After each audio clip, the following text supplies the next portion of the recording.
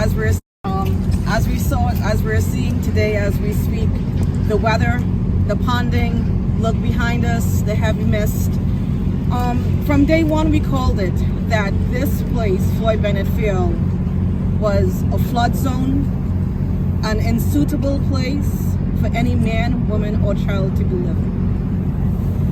We have a lawsuit that's happening, and we are waiting for the judge to make his decision. However, what we're seeing here is pure rhetoric. We have the federal government who chose to turn a blind eye to a national crisis. Some said it's a state of emergency, but the federal government has not called it a state of emergency. We are seeing that government in New York has taken it upon themselves to throw money at a federal issue. Our governor has outlined $2.4 billion for the migrant services. Miraculously, that money was found. Every taxpayer in New York State should be appalled. It is concerning because this type of reckless decision is continuing to divide our New Yorkers who call this place home. We have to make sensible, common sense decisions, and it doesn't matter how much money you throw at this. If the border is not closed, it's not going to stop. And since when we have an open border policy? Since when? What are we doing here? The southern states, this is their everyday issue that they have to deal with. And today, it has come to our backyard in the most residential part of Brooklyn and Queens. A national crisis at our backyard.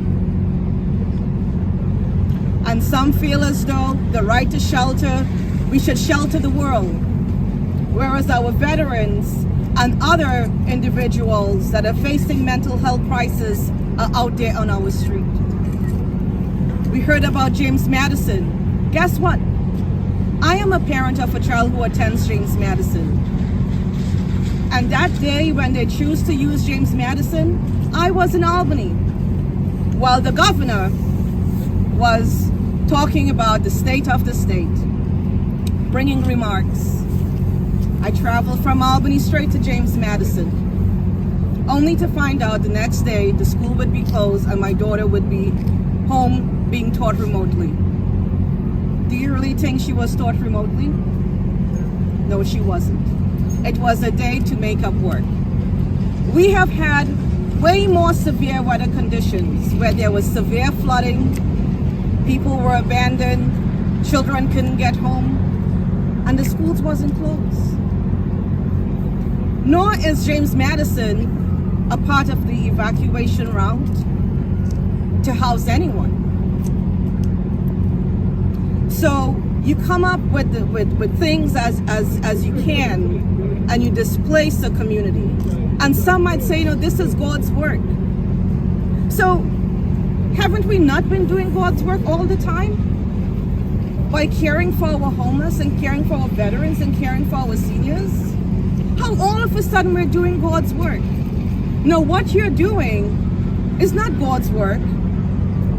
You have taken up something that the federal government have failed to address, and you have brought it in our backyards. For my residents, and everyone residents here, including Staten Island and places by Creedmoor in Queens, to be benefactors of the lawlessness that we're seeing. From panhandling to shoplifting, from children being kept away from school to beg on the street. You ask yourself, is that the American dream? You ask yourself, Did you travel miles upon miles and pay whoever to bring you through the border for the American dream?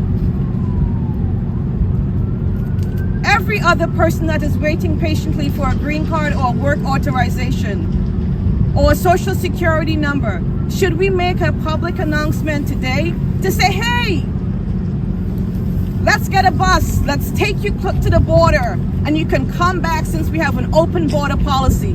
Should we do that? What we are seeing here and what we're doing here is creating further division, whether it's with New Yorkers, the taxpayers, the American citizens, or the law-abiding person who is trying to get their life to seek the American dream. We need common sense legislation, and we need the federal government to stand up. Don't use, oh, it's the Democrat or it's the Republican. Forget about that. You want to say, oh, Trump had the borders closed. Well, thank God he had the borders closed. Because again, if we need to go into Canada or to any other country, there is a policy at their border. When you come through JFK or LaGuardia, there is a process that we have to follow. So why are they not following? So to my colleague, I support you, I support the bill, and I hope that this lease at Floyd Bennett Field can be revoked. Thank you.